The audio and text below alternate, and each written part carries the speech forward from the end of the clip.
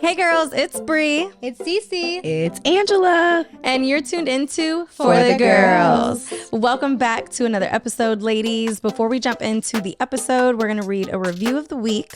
This is from our YouTube channel episode, How Do I Deal with a Man Who Has No Ambition and Future for Himself? And Destiny says, I'm so glad there's a podcast like this. I'm a bit of a loner, so this segment of your guys' channel is great for me. I've watched every episode yet. Yes, Destiny. Thanks for your commitment, girl. We appreciate you. Yes. And you guys, the podcast reviews mean everything to us. So make sure if you have time, pause this right now, go leave a review. Let us know your thoughts. It's super helpful. And 5 stars never hurts. Let's have Angela introduce our scenario. What's All the right, vibe? guys. So she would like to remain anonymous. Okay. Hi. I would love for you guys to talk about when your partner cheats on you without having sex with someone else. So my ex-boyfriend / fiance for 6 years was downloading apps and sending messages to girls. We're no longer together because it wasn't the first time he did it, and I had forgiven him for it before. However, he would return to what he said he wouldn't do. He knew it would hurt me and didn't care. He doesn't think he did anything wrong, but now I know I deserve better because he never gave me my place in his life and didn't try to change. Also, his family would talk about me, and they weren't so happy when we got engaged. They never even asked me if I needed help planning the wedding. I would like to know what you guys think about this situation. As I said, we're no longer together, but he says he wants me back but doesn't know what to do. We were together for 6 years. If you don't know what to do, I feel that you never paid attention to me. I know that's right. That part. Yeah. So it's like several layers to this. It's not. It's. I mean, first, I want to just start off by saying shout out to you, girl, for recognizing your worth. Yes. And leaving a situation that no longer benefited you in the way that you expected to be treated in a valid way. So kudos to you, sis. Like, that's first and foremost most important. For sure. Especially 6 years is a long time. And I think it's always hard to leave situations when you think of like the time you put in. So yes, good for you, girl. Yeah. And this actually happened to me in a relationship where, I was like, and I questioned myself and was like, is this cheating? Do I count this as cheating? So basically same thing was all these dating apps, like even on social media, he had like fake pages, was talking to girls. And when I, not just talking, it was like pictures were being sent back and forth. So it was definitely like virtual sexting vibes, you know? And I was like, but does it count if it's not physical? And, I was young and dumb. So obviously I picked the wrong choice. I was like, it'll work out. He'll see he hurt me and he'll do better. and it's not like he's going to do anything for real. But that's how it starts. Exactly. Because it ended up getting there. So again, kudos to you. That is not anything that as a woman we want to deal with. And yeah, it sucks. And usually it means that something else is actually happening. We just haven't found proof of it. Or if you continue down the line, it's definitely going to happen. So or good even for you if for leaving. Even if it doesn't, there's something wrong with that person. Oh, absolutely. There's something that person is seeking, trying to fulfill, what have you. There's something with that person that is trying to figure things out, and it doesn't seem like they're doing it in a healthy way. So even if they don't go and cheat or don't go and do a physical cheat of any sort, emotional cheating is equally as bad in my eyes. It could even be worse. And I know a lot of times on our channel, men will come and comment like, what about the woman? Like, I mean, and we were just talking about this, Cece, women tend to emotionally cheat. Before physical. Women check out mentally before they check out physically. And typically. I just think it's worse because it's such a hard bounce back after that. So, but yeah, let's go ahead and Brie, I didn't mean to interrupt you. Where were you going?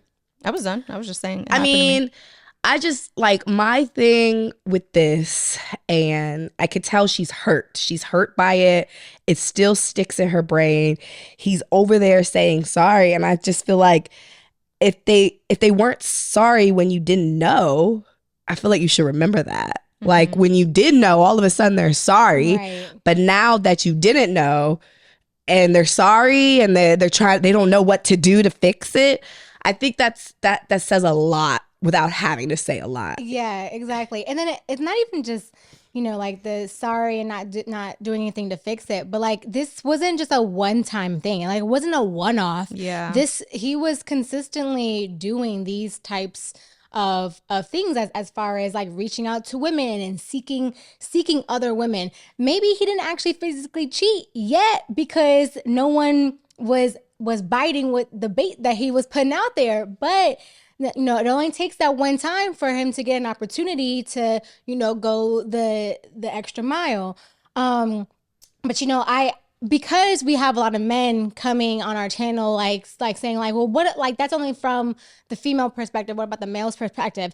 What I'm about to say is it could really go either perspective, right? So women cheat, men cheat too, right? And sometimes, to play devil's advocate, maybe it's not something that's wrong with the person seeking to cheat. Now, 9 times out of 10, I think it is. But I always have to wonder, like, what got them to that space, right? So, like, what foundations had been cracking these past 6 years to lead up to that space of now him seeking attention elsewhere that, maybe he's not getting at home.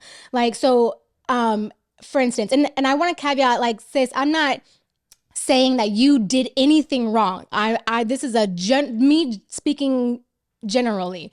But a lot of times my husband and I, like, whenever like we're beefing, we make it a point to not beef for very long. And our recent beef lasted 2 weeks.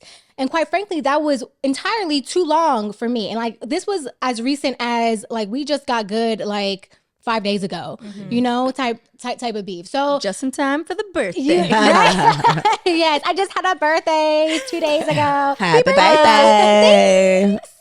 And so with us, like whenever like we're in a space that like we're going through something that could potentially crack our foundation, we make it a point to not stay in that space long because we have an expectation for us and for our relationship that we're better than this. We're better than holding a grudge. We're better than walking past each other and like acting like we're roommates because we value our foundation in our marriage.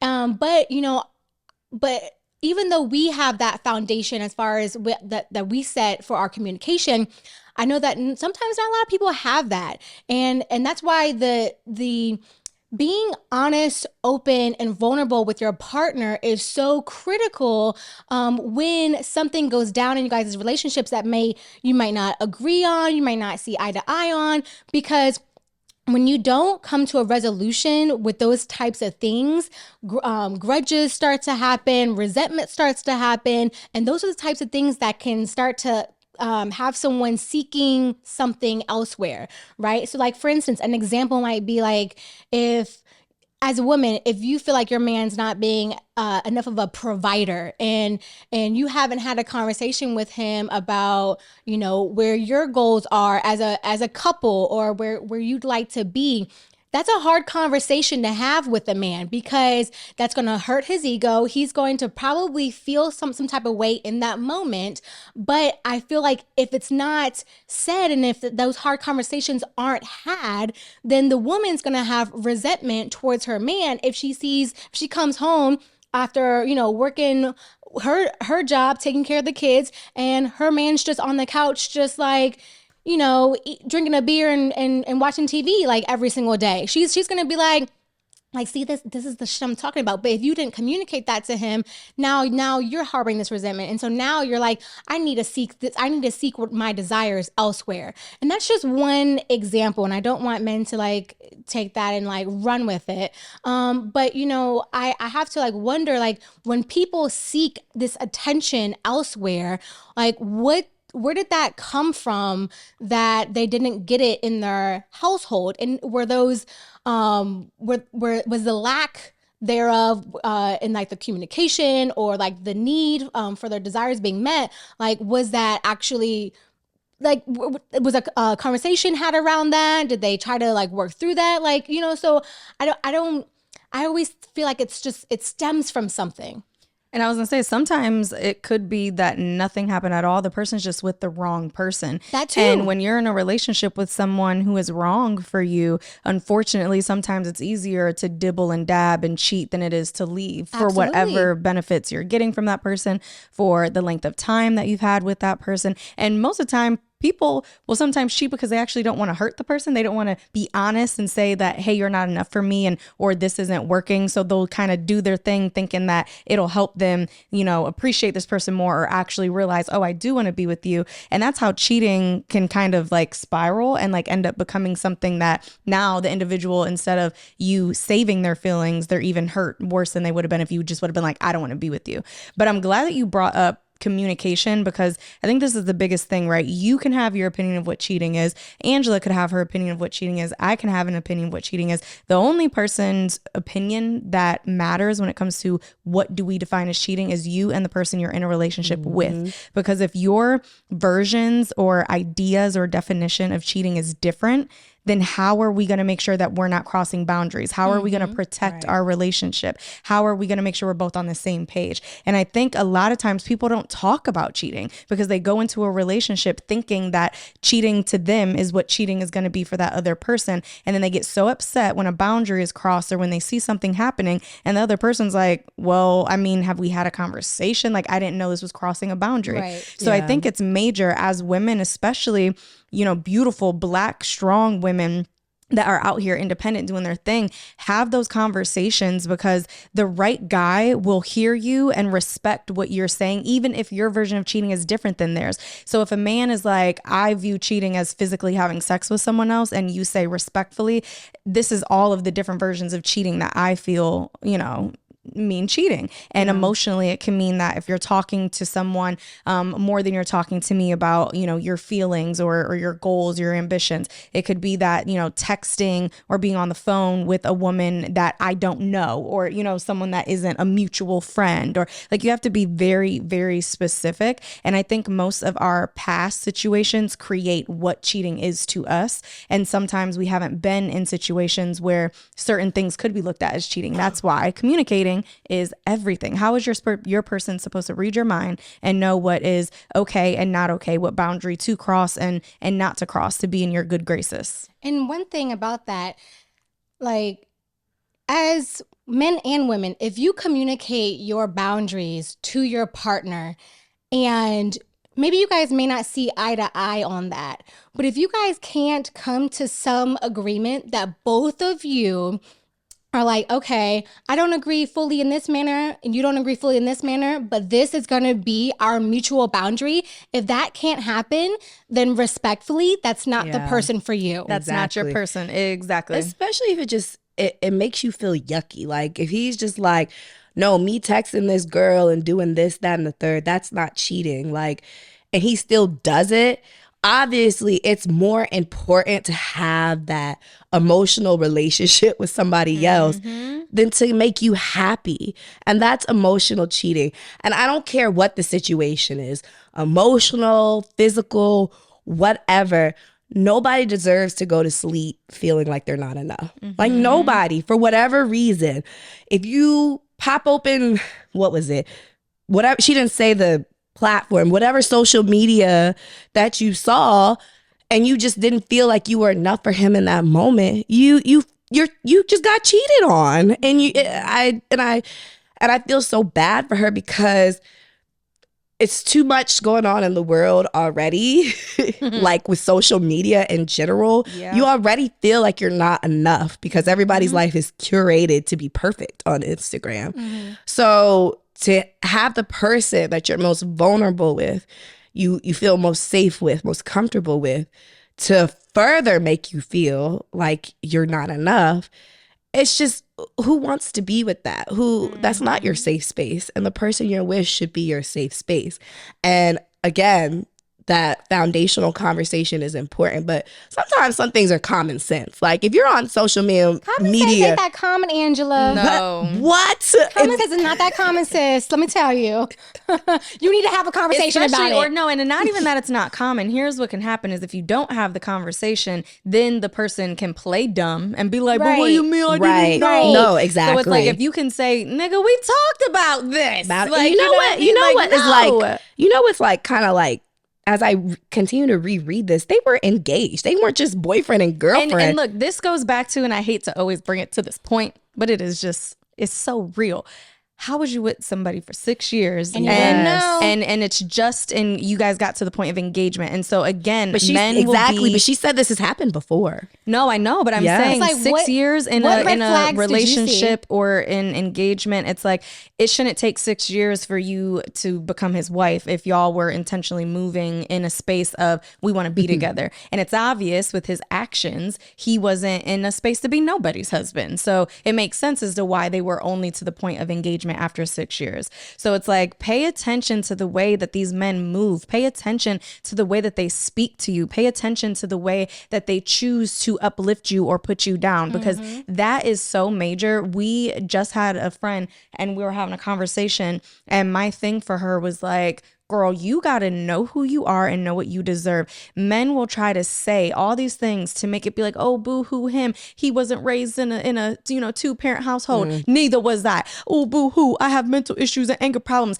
I go crazy too. You know what I mean? It's like, listen, at the end of the day, a man is going to do what a man wants to do. And if there's excuses for it, there is a reason for it. It means, baby, you might not be the one. And that is okay. Yeah. It is okay. Actions always prove why words aren't true. Actions will always prove why words aren't true. And I didn't learn that until I got married to someone who backed up their actions, you know, like.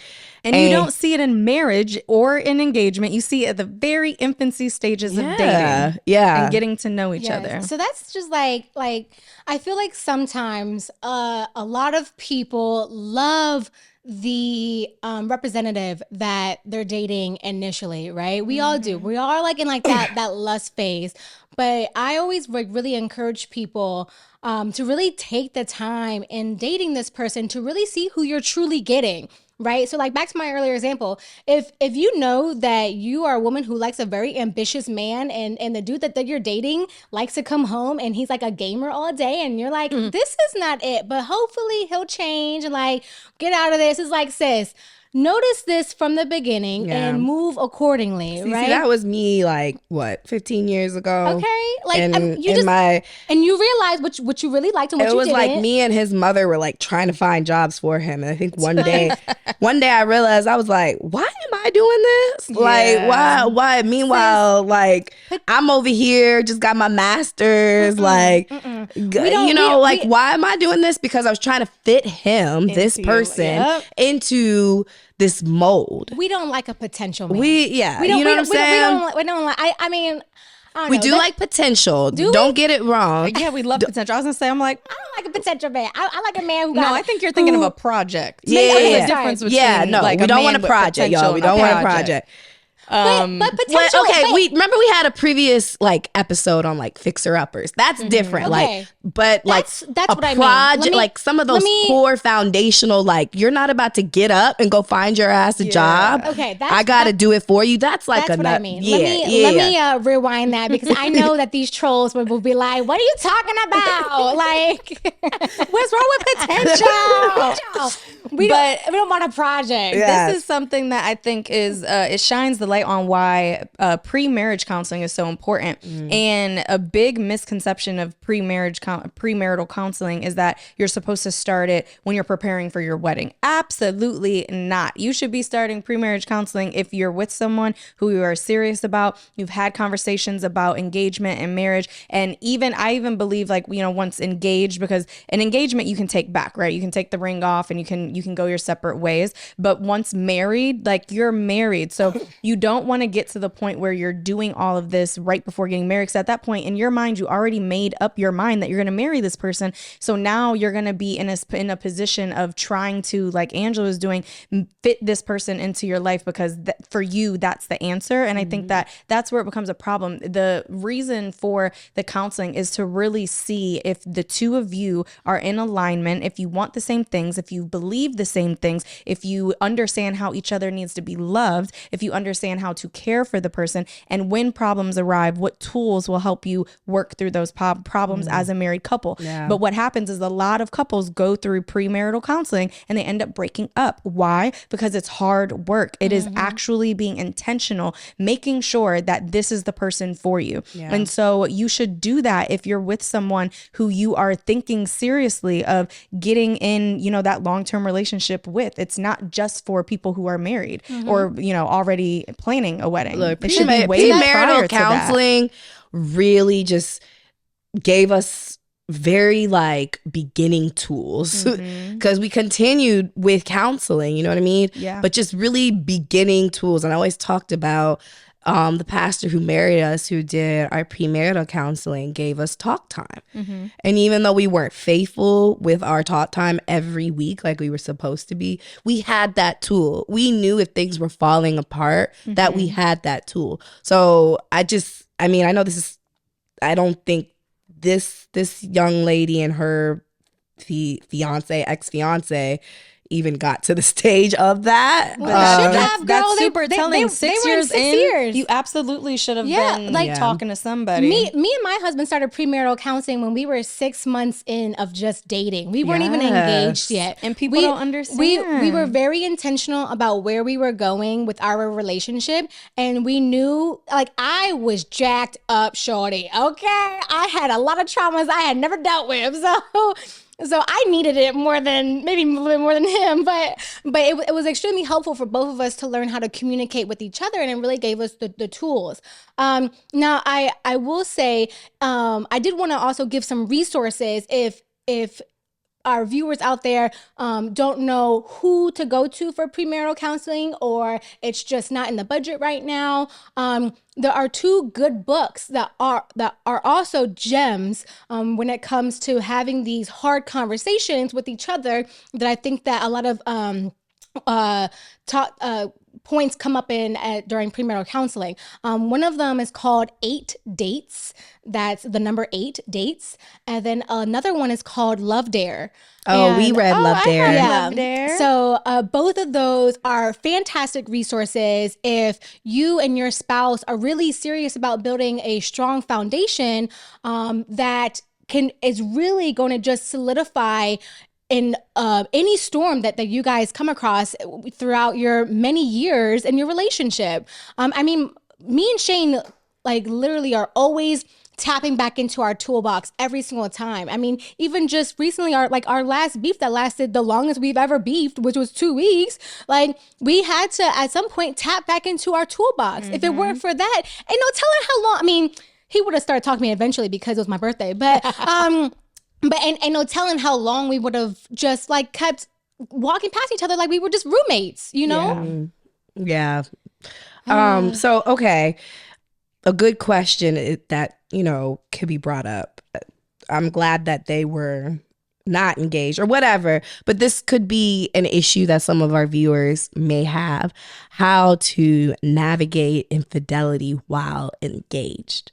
What are your thoughts on that? I don't think it's any different than any other time. Why is being engaged? That's not a factor. It actually makes it worse. It makes it worse. That's my thought process. Girl, you got the ring now, and what was it? The promise, the potential. I forgot your phases, Bree, but you always talk about them. And I always forget them. I forgot too. Wait, bring them up. Potential. Potential.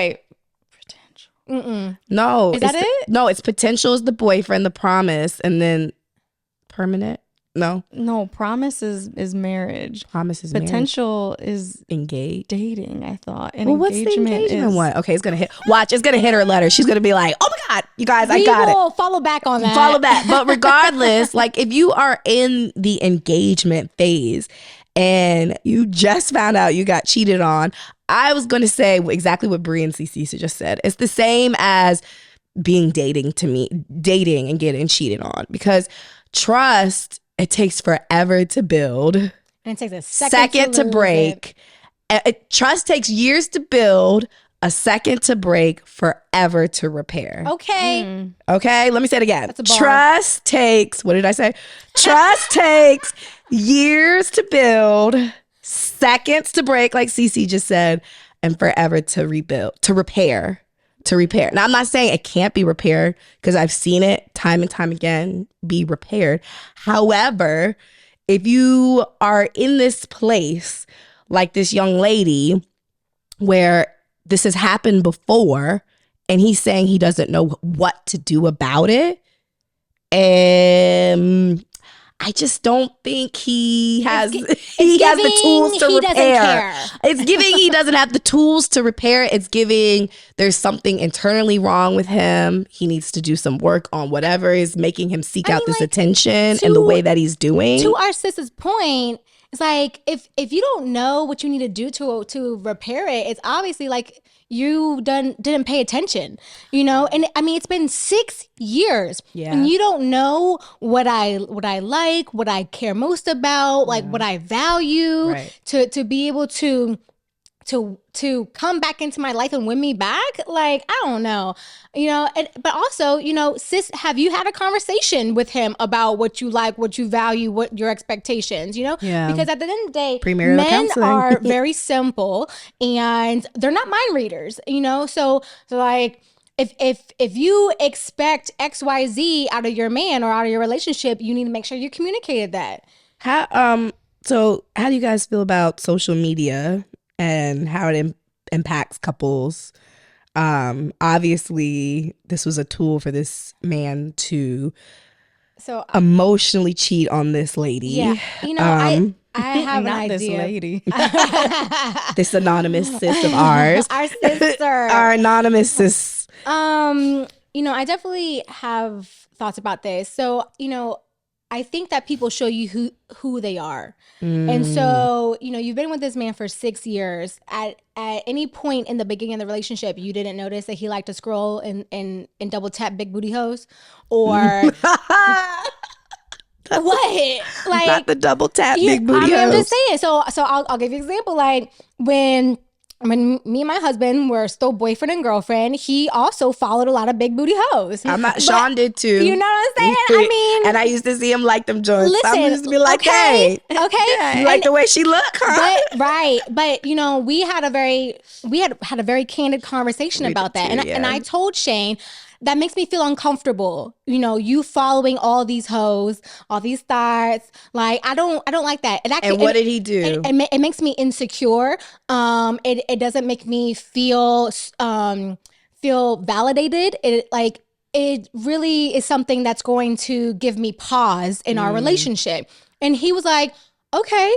What was the follow-up? I hear you. Okay. Literally within, I think right after I said it, he was like, unfollow, because my man was all about me and making me happy. See? You know? And so he knew what to do. He knew what to do. I told him my expectations. I told him how I felt. And he took immediate action to make sure that I didn't have to question or I didn't have to worry what he was doing. Yeah. And so I think that when you notice something, especially as women, like I forget if it was Brie or Angela who mentioned it, like social media already makes a lot of women feel very insecure about them because of these unrealistic beauty standards.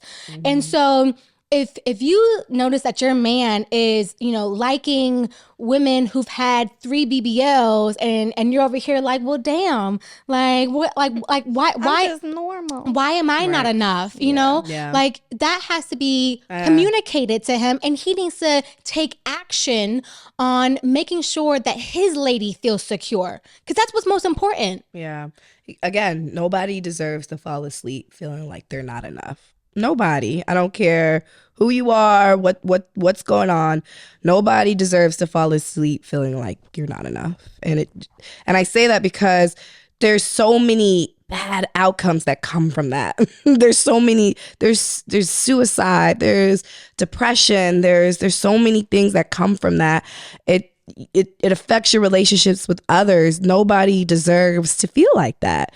And if someone is hoping to bring air to that fire, I don't think that's a person that you need. That's not a person you need to be around. And also for the men, don't put yourselves in compromising situations. Yes. Like so Kanye West said it best. How is a man supposed to stay faithful in a room for the hoes? You know what I'm saying? So, Yep. so if you know that you love your lady and you truly want to make it work, like don't put yourself in a. Why are you downloading these apps? Like, don't put yourself in a situation where you could potentially compromise your values and your morals and your agreement that you have with your lady for something that can literally ruin everything you've worked for in like a few seconds. Yeah. And that's the thing, is a man will show you his priorities easily. They don't know how to hide it. And what I mean by that is, prime example, the conversation that Cece had with Shane. Hey,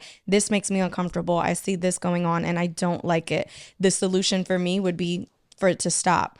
He said immediately, then it's going to stop. What did he do in that moment? He showed her that she was the priority over these random Instagram pages, and that it's not worth me doing this thing if it means it's going to, destroy what I have with you. And the conversations that you have with men, don't just take their word for it. Watch what their action is, because they will show you what their priorities are. And if their priorities don't align with you and your peace of mind, like I said, or like Angela said, going to sleep and having that worry, having that wonder, having that angst in your heart, it is not a good feeling. Stress. If you're waiting for your man to go to sleep so you could tap that phone, baby, you don't got trust. Okay. And you don't have trust because that man ruined the trust somehow. Nobody goes into a relationship immediately having trust issues. Takes years to build. Unless you're not healed from whatever situation and you just, built that way. But most people trust until they have a reason not to. And when a man shows you can't trust him, there are going to be a plethora. It's a plethora. Like plethora. You said plethora. There's going to be a plethora of things that they are going to do to show you that that you can trust them. They're not just going to say it. They're going to actually do things. And a really good way is, for me, when I was in the situation where I saw that, he was doing all these things, I felt that if I had the password to his phone, that he would hide things anymore. Right. Yeah, that he would stop. And he wouldn't give me the password to his phone. And not to say that that was right or wrong. Like I would never, ask that of like a grown man if I was in the dating scene right now, because it just wouldn't be that deep for me. I would be able to tell other ways if he's moving intentionally. But at that time I was young and I was like, I know that if I asked this thing of him, the only reason he would say no is because he's hiding something. We should have enough trust for us to have our own privacy at this point, but you've broken that. And so for me, I would feel comfortable if you gave me the lock to your phone. And then here's what he did. He gave me the password to his phone. And then the very next day, when I went in his phone to go use the passcode, he changed it. And that's all I needed to know. Okay. I said, yeah, I'm young, I'm done. I've been around and I've stuck with it. But that is an immediate action that shows me I can't trust him. So actions always men will show you why easily. Words don't matter. Actions will always prove why words don't matter. So time and time again. Touch on this from a different angle also. So we understand what it is and is not to be cheated on, right? So being cheated on, in my opinion, is physically you can be cheated on, and also emotionally you can be cheated on, right? So as we've already discussed. But what is it when you are cheating aspects of your relationship, right? So for instance, maybe instead of like having the actual hard conversation with your partner about how you feel regarding XYZ situation, every single time you're going to your homegirl or you're going to your auntie who may or may not be giving you good advice. You feel me? But you're not going to the one person you should be going to, which is your partner. What have you guys had any experiences about that, or I told y'all about this. What are your thoughts about that? So it was actually Sean's mom. I thought that was a safe person to go to and be able to vent, tell all my issues to, because, if I go and tell my friends or my family, they're going to have bad taste. If I go and talk to his mom and tell his mom, she's always going to love him. So we would chit chat it up, and I think I would tell her some things Sean didn't want me to tell her. And, she would tell me some things, and it just was pretty toxic. And it actually lasted through maybe the first year of our marriage. And Sean kept asking me for years to stop talking to my mom, not because I don't want you to have a relationship, but because it's causing issues. It's causing issues. You're not coming to talk to me. You're not having a conversation with me. Eventually, there was a blow up that happened where I said, okay, I'm going to stop talking to your mother about our issues. And it was tough. I think his mom was like, what? Like, I don't Sean be talking, da, da, da. But I did notice the shift in our relationship. It was a big shift. Like, I'm not saying our communication is A1, but you guys know me. Like, I usually tell you about me and Sean's issues after the fact, because he's the person that I talked to about it first. And it took 4 or 5 years to get there. So I'm not saying that is easy, because I know a lot of people go and confide to other people about issues.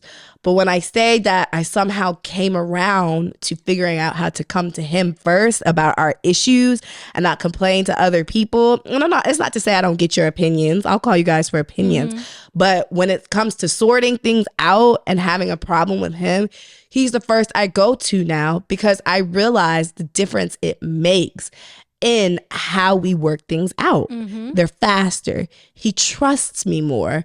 He knows that if we're at a dinner with his mom doesn't know the ins and outs of our relationship at that point. Yeah. Right. He knows that he's the first one to hear about how I feel, and I'm the first one to know how he feels. Right. And that's how it's supposed to be. So I'm not saying that, you don't have a therapist, you don't talk to your therapist, you don't talk to whoever. Yes. But this is a good instance of where Sean felt cheated in our relationship. Like, I wasn't coming to him.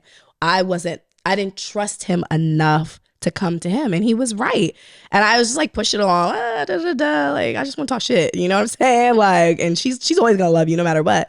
But at the end of the day, it creates more vulnerability for us, more trust, and just the simple of exiting his mother out of our issues. Absolutely. So when it comes to talking to people about your problems, right? I think one, you have to discern who's the right people to talk to. And when I say talk, like, I know out of my friends who I can go to when I need to vent about something, knowing that I'm not necessarily looking for you to give me make me feel good or give me a party of like sympathy. It's more so to remind me, like, yeah, girl, I hear you, I understand, but you just need to talk to Dre. You need to just communicate X, Y, and Z. Maybe try doing this, maybe try doing that. Because I know that the people that I do that with are always going to revert me back to having a conversation with my husband. But it is good to vent sometimes. But when you have a circle of people that are people who you can do that with, that's great. And the way that you know if someone's someone that you could do that with or not is if he was having issue, could he talk to you about it too? Because if I was going to someone who he couldn't mutually also talk to, then it's most likely like that would be a form of cheating your relationship. And what I mean by that is, let's say, I have an old friend named Brandon. If I hit up Brandon and tell Brandon about my little things that are going on, or let him know how my life is going, getting his opinion, now he's giving me advice that's going to affect the way that I move and think and am in my relationship. The moment that I tell Dre, like, oh yeah, I was just on the phone for an hour talking to Brandon who?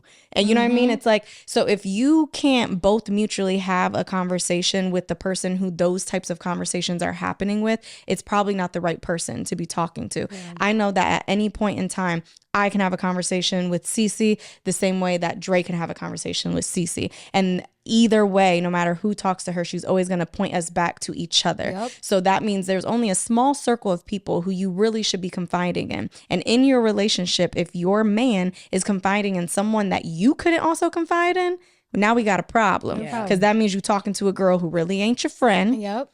And even if it's a dude, you know what I mean? Like if the dude don't know me, how he gonna give you solid advice? Right. How does he care about protecting your relationship when he don't know what he's protecting? Right. So that's a easy way for me to determine, you know what I mean? Like, is this a cheating thing? Like, is this wrong? Is this right? But again, it all goes back to conversation, because if you communicate about something like that, like, hey, when these types of things happen, do you want me to come to you first?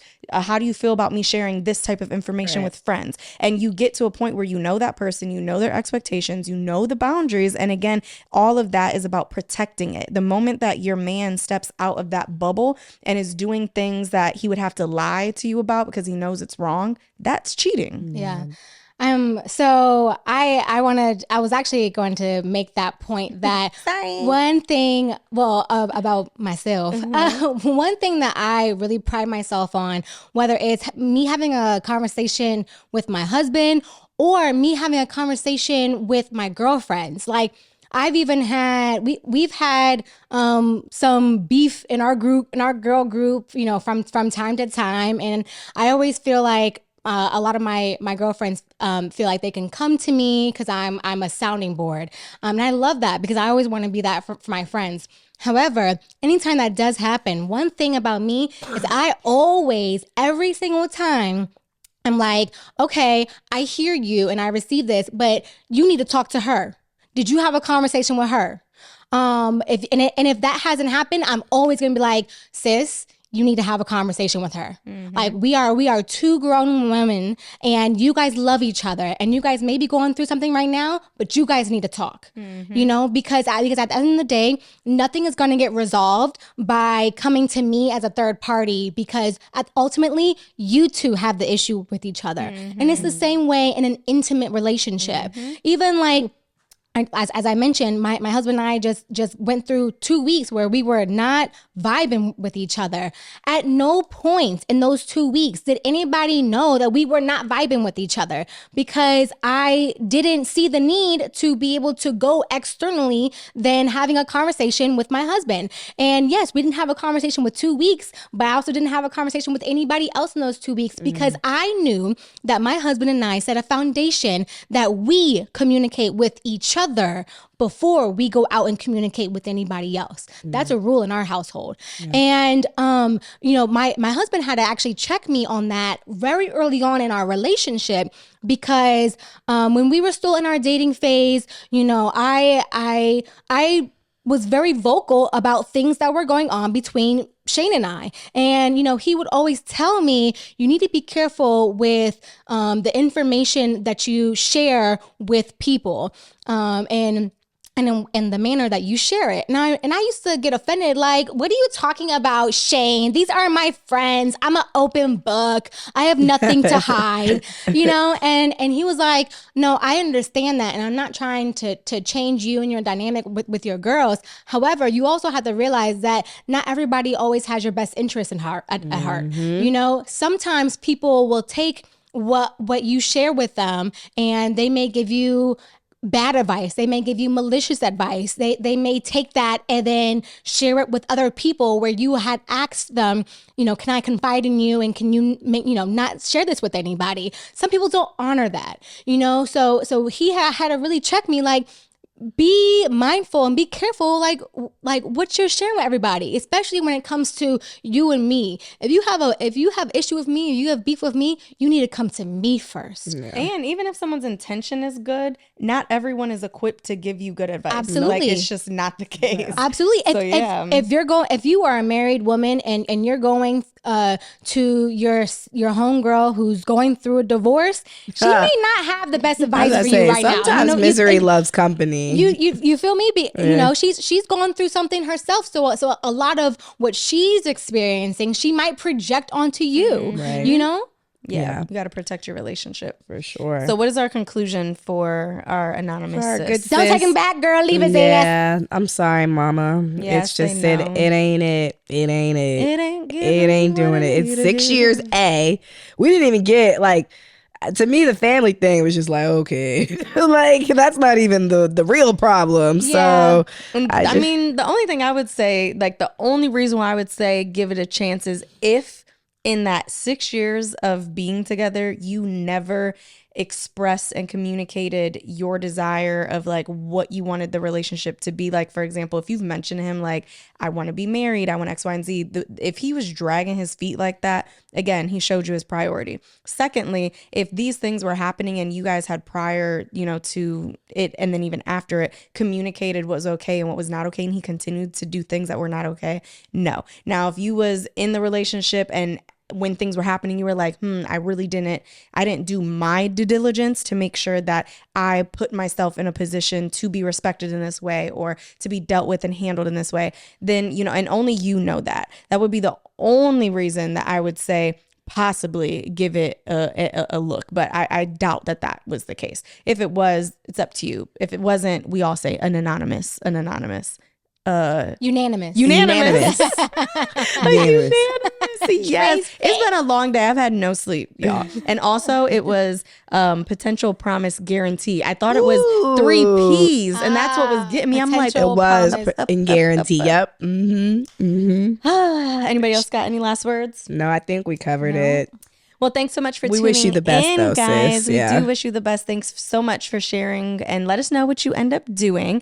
Make sure you guys give us a comment. Let us know your thoughts. Give our sis your own personal advice. What should she do moving forward? Yeah. Thanks so much for tuning in. Make sure to follow us at Relationship Restored, at Cece Costin, at Angela Hanna, and at Brianna Aponte. And to have your scenario featured on our podcast to get our real-time advice, go to www.relationshiprestored and then click on for the girls to fill out our Help a Sister Out.